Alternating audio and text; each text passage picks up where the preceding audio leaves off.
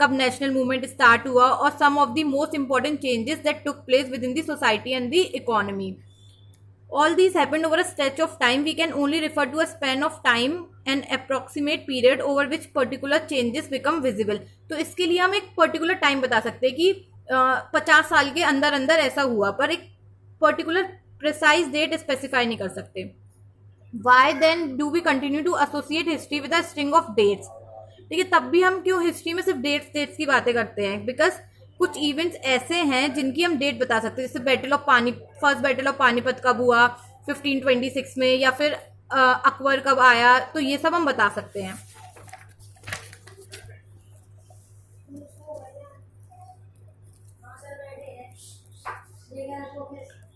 Historians wrote about the year a king was crowned, the year he married, the year he had a child, the year he fought a particular war. तो हम इन सब के बारे में बता सकते हैं कि वो कब जन्म हुआ उसका, कब उसने कौन सी लड़ाई की.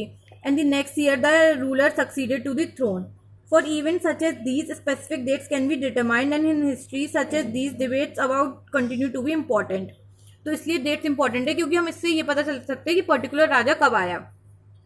When we write history or a story, we divide it into chapters. Why do we do this? It is to give each chapter some coherence. It is to tell a story in a way that makes some sense and can be followed. हम जब history पढ़ते हैं तो हम उसको chapters में क्यों divide करते हैं कि पहले जैसे एंशियंट हिस्ट्री आई, तो एंशियंट हिस्ट्री में भी पहले स्टोन एज आई, फिर चैल्कोलिथिक एज आई, फिर वैदिक एज आई. तो हम इसको इसलिए डिवाइड करते हैं ताकि हम एक सीक्वेंस बना सकें और उन सबके बीच में हम एक कोऑर्डिनेशन बना सकें और स्टोरी की तरह उन्हें याद रख सकें. In this process we focus only on those events that help us to give shape to the story we are telling. The purpose is basically to capture the important features of our time as they appear to us. These features may be different for different times. तो हम इन events में वही चीज़ें बताते हैं जो एक general perception create करने के लिए इंपॉर्टेंट है, कि हमें एक जनरल टाइमलाइन पता चल जाए कि कब क्या हुआ है. अब पीरियडाइजेशन इन इंडियन हिस्ट्री. अब इंडियन हिस्ट्री में इतने साल हो गए हैं तो हम इसको कैसे डिवाइड करते हैं, तो हर किसी ने अपना अपना एक मेथड दिया है. जैसे कि one of the earliest attempt to periodize Indian history was made by James Mill. He was a Scottish historian and philosopher who wrote the history of British India in 1817. He divided Indian history into 3 periods, Hindu, Muslim and British. ठीक है, तो अब जैसे पहला जो आए वो थे जेम्स मिल. उन्होंने हिस्ट्री को कैसे डिवाइड किया? 3 पीरियड में. किस हिसाब से? हिंदू, मुस्लिम और ब्रिटिश. ये रूलर के हिसाब से किया है कि सबसे पहले हिंदू रूलर्स राज करते थे इंडिया पे. ठीक है, तो इन्होंने बोल दिया कि वो हिंदू हिस्ट्री हो गई. जैसे लास्ट रूलर हर्षवर्धन था, फिर मुस्लिम आया, बाबर के आने से मुस्लिम रूल आ गया, तो उन्होंने बताया मुस्लिम पीरियड है. फिर ब्रिटिशर्स, फिर जैसे ब्रिटिशर्स इंडिया में आए उन्होंने रूल करना शुरू किया तो उन्होंने बोल दिया वो ब्रिटिश पीरियड हो गया. However, such a periodization cannot be just in Indian history. It is not only factually wrong but a communal way of looking at the Indian history. तो ये गलत तरीका है क्योंकि ये कम्युनलिज्म मीन्स इससे ये रिलीजन के बेसिस पे डिवीजन हो गया, तो इससे और ज़्यादा लड़ाइयाँ हो सकती हैं. कम्युनल मीन्स कि किसी भी चीज़ को रिलीजन के बेसिस पे डिवाइड करना, तो उससे और ज़्यादा लड़ाइयाँ होंगी, तो ये गलत तरीका है.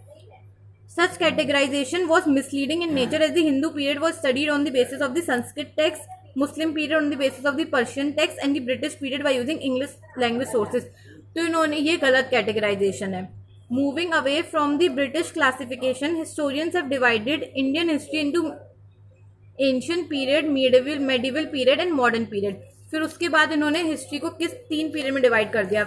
एंशियंट, मेडिवल और मॉडर्न. मतलब एंशियंट में जो सबसे पहले हुआ, उसके बाद फिर बीच का पीरियड, उसके बाद जो मॉडर्न हिस्ट्री है वो period. However, this is also criticized by some scholars on the basis that the idea of such a periodization has been borrowed from the West and that the features of such a periodization do not conform to Indian history. Nevertheless, this is the most accepted. तो कुछ लोगों ने criticise करने वाले तो criticise करेंगे, तो कुछ लोगों ने इसको भी क्रिटिसाइज किया कि जैसे ये हमने दूसरी कंट्रीज से अडॉप्ट किया. पर अभी आपसे पूछे कि हिस्ट्री कैसे क्लासिफाइड है, तो क्या बोलेंगे? 3 पीरियड में, एंशियंट, मेडिवल और मॉडर्न पीरियड में हिस्ट्री को क्लासिफाई किया गया है. फिर अब under the British rule people did not have equality, freedom और लिबर्टी. अब जब ब्रिटिशर्स इंडिया में आए तो उन्होंने ना इंडियंस को बराबर का समझा, ना उन्हें कोई freedom the. Nor was the period significant known for economic growth. ना ही इस पीरियड में ग्रोथ और प्रोग्रेस हुई. तो जब ब्रिटिशर्स आए उन्होंने सिर्फ अपने फायदे के लिए किया इंडिया में. The British treated India as a colony, colony means उन्होंने बस हमारे यहाँ पे कब्जा करके रखा था कि जैसे ये उनका राज्य हो। They took away cheap raw materials from India and made her an importer of expensive finish British goods.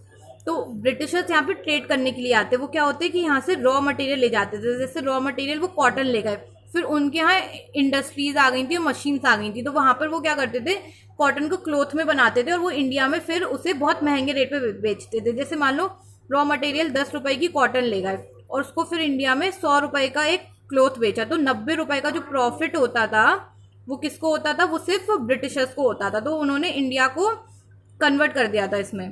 So the British rule can hardly be described as modern. It was colonial. Indian historians call this period colonial period. तो इसको हम colonial period कहते हैं क्योंकि उन्होंने सिर्फ हमारे ऊपर कब्जा करके रखा था।